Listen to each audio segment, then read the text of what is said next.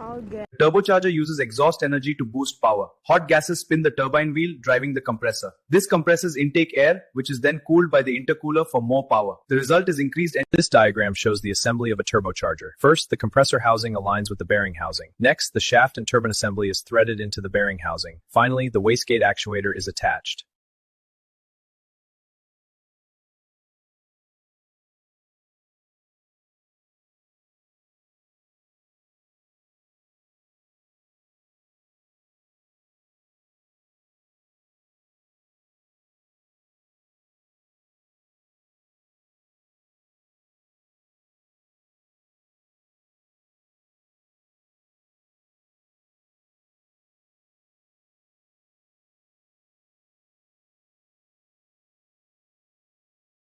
A turbocharger uses exhaust gases to spin a turbine. This rotation powers a compressor, which draws in and pressurizes air. The compressed air is then fed into the engine, boosting its power.